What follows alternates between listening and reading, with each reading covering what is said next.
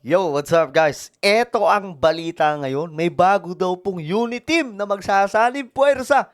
Mga sangkay. Ano to? Yung kagaya ba ito ng unit team nung panahon ng 2022? Yung kay VP Sara at kay PBBM? Pag-usapan po natin ito.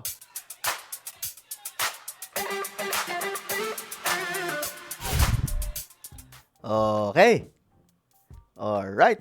Ito nga po mga sangkay ang ating pag-uusapan. Bagong unit team daw po ito. Nagigiba daw kay VP Sara. Aba, sino-sino ang mga ito mga sangkay? Ito, pag-uusapan po natin ngayon. Bago tayo magtuloy-tuloy no, sa mga hindi pa po dyan nakakapag-subscribe sa ating YouTube channel.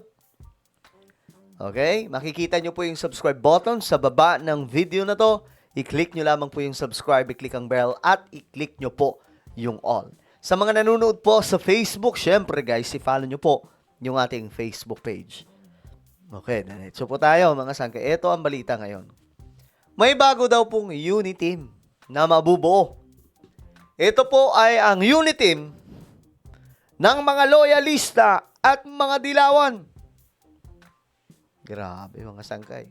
BBM at Leni Robredo, ang dating magkatunggali, magiging magkakampi muna. Ito daw mga sangkay ay sinusulong ng isang dating senador. Panoorin natin ang video. Isinusulong ni dating Senador Antonio Trillanes na magsanib puwersa ang oposisyon at administrasyon. Ito lamang daw ang paraan para matalo si Vice President Sara Duterte sa 2028 presidential elections. Ayan na. Narito ang express report ni Rainiel Pawin. Noong 2022 elections, unit team ng BBM Sara at kakamping ng Leni Kiko ang matinding naglaban. Pero kalaunan, nabuwag din ang nanalong unit team. Ayan, ang dami po nasaktan yan, mga sangkay, di ba? Ako, aminado naman ako, nasaktan din talaga ako nung time na nagkaroon ng break up ang dalawang ito. Kasi siyempre, kung papaano natin ipinaglaban, ibinida sila, ikinampanya ng walang bayad, mga sangkay, all out free. Samantalang yung iba, ang kakapal na mga bulsa, ang kakapal pa ng mukha. Sumusuporta lang kasi bayad sila. At tayo mga sangkay, at that time, wala talaga. Talagang ultimo, pagboto ko nga nun mga sangkay, sa tingin ko ngayon, ang pinaka heartfelt, kumbaga mga sangkay, na pagboto ko. Kasi lumipad pa po ako from Metro Manila going to Samar. Para lang bumoto. At balik agad mga sangkay. Bumoto ngayon, umaga, umalis, bumoto ng tanghali, balik ulit. Ganun po katindi mga sangkay, walang tulog. Ewan ko, paano kung nagawa yun eh. Kasi talagang kinampanya po natin sila eh. Kaya ganun po kasakit mga sangkay nung nagkaroon po ng breakup sila. Nakaka-relate kayo. Ganun din yung nangyari sa inyo. Kaya naman may bagong sinusulong na alyansa para sa 2028 presidential election si dating Senador Antonio Trillanes. Ayan na, si Trillanes pa lang nagsusulong nito, mga sangkay. Yan ang pagsasanib ng mga taga-suporta ni dating Vice President Leni Robredo at Pangulong Bongbong Marcos. Sige nga, gusto ko marinig ngayon yung mga taga-suporta ng dalawa. Mga supporters si PBBM at supporters ni Leni Robredo. Papayag ba kayo na ang dalawang ito magsanib puwersa? O kayo, syempre magsasanib puwersa against Sara Duterte. Kasi alam nyo guys, pagdating sa survey, malakas pa rin po si Leni. Pero mas mataas po kasi yung percentage ni VP Sara. Kung si Leni ang tatakbo at kakampihan ni BBM, ibig sabihin nun, sanib puwersa sila. Kapag nangyari yan, dikit ang laban ni Sara at Leni Robredo. Dikit yun. Kung dalawa lang sila, walang makikihalong iba. Mga sangkay, dikit po yan. Dikdikan po yan. Talagang matira-matibay yan, mga sangkay. Kayo. Kaya nga, minsan naisip ko, kapag nangyari to, hindi ko alam kung ano ang magiging nun sa Pilipinas. Grabe siguro yung kung grabe yung effect ng BBM Sara noong 2022, ano kaya yung tagpo mga sangkay? Kasi nung 2022, no match eh. dehado talaga si Leni Robredo nun eh. Malayo, nakita nyo naman yung resulta eh. Pero eto, iba. Magiging dikit ang laban. Sara versus Leni Robredo at BBM. Siguro magbabais no si BBM, presidente si Leni. Ang tinutulak ko nga ay magsanib pwersa pa. Ang middle forces, yung mga kakamping and the others with the administration supporters. Kasi pagka ganon, mas malaki yung tsansa talaga na matatalo nyo yung mga pwersa ng mga Duterte. Ayon kay Trillanes, bukas din daw sa mungkahi ang ilan sa kanilang kaalyado, lalo't naghahanda na umano si Vice President Sara Duterte para sa eleksyon.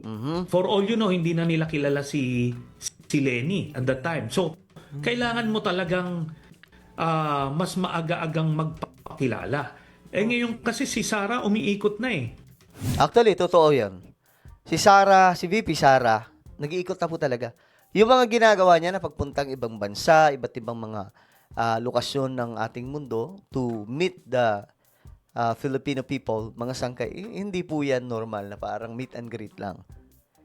Part po yan ng pagpapakilala that, hey guys, I'm running for president in 2028. Don't forget my name. Diba? Ganun po yun. Si Leni tahimik eh.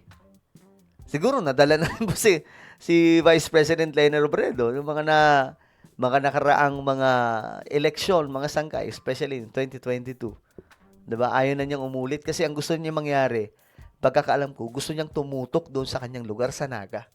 Parang Isko. Diba si Yorme Isko Moreno? Ayaw na din. Sabi niya, bakit ako magbe-presidente? Papakulong niyo lang din ako pagkatapos daw po, mga sangkay, diba?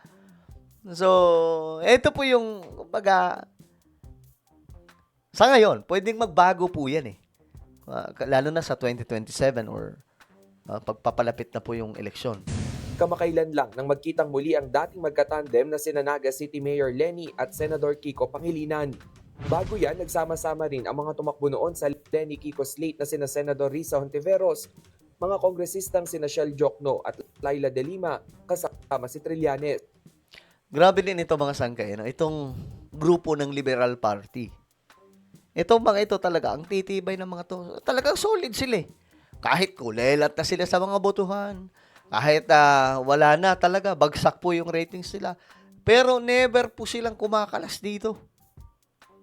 Diba? Ito pa rin sila mga sanggay. Baga kahit ano sila, kahit nangangabote yung partido nila, basta solid pa rin sila. Sa podcast interview naman na Let's Talk with Pia Hontiveros, sinabi ni Senator Risa na maaga pa para may mabuong alyansa sa pagitan ng oposisyon at ng administrasyon. Kailangan daw muna itong pag-isipan at pag-usapan lalo't magkakaiba raw sila ng nakaraan. Aba, tingin ko dito nagpaplano itong si Senator Risa Hontiveros eh. Pero pag si Risa Hontiveros yung tumakbo sa pagka-presidente, kakainin po ito ni Sara. Wala to kulela to. Kung si Leni, may dating po yun. May dating yun mga sangkay. Kasi mismo yung iba dyan, mapapaisip sila, boto ko kaya to. Kasi itong taong to, wala naman tong kaaway, hindi tulad kay VP Sara. Kasi ang iba dyan, may isipin nila, what if si VP Sara maging presidente? Gaganti lang yan eh. Walang tutok daw sa trabaho, mangyayari, ganti lang kay BBM ang mangyayari dyan. Walang ibang gagawin. Kaya inaiisip nila si VP Sara. Si Leni Robredo. I'm sorry. Gusto raw ni Senator Risa magkaroon ng malakas na pambato ang oposisyon, yung most winnable candidate. Yun ang maganda. Nang tanungin naman kung tatakbo siya sa pagkapangulo. Sabi ni Senator Risa, bukas siya riyan kung siya ang pipiliin ng kanilang kampo. Ayan na, diba? Sa kabilang banda, bukas din naman daw si Hontiveros kung may iba pa silang mapipiling common candidate para mapag-isa ang oposisyon. Isa rin sa matunog na pambato ng kakamping sina Mayor Robredo at Senator Bam Aquino. Pero nauna nang sinabi ni Robredo na gusto niyang tapusin ang kanyang termino sa Naga City. Sa kampo naman ng mga Duterte, umuugong ang tambalang VP Sara at Senador Rodante Marcoleta. Ang nababalitaan namin ay si Senator Naku, paano na si Amy Marcos? Grabe pa naman effort nun. Marcoleta, ang isang pumupustura bilang Vice President. Ay, hindi si Ay.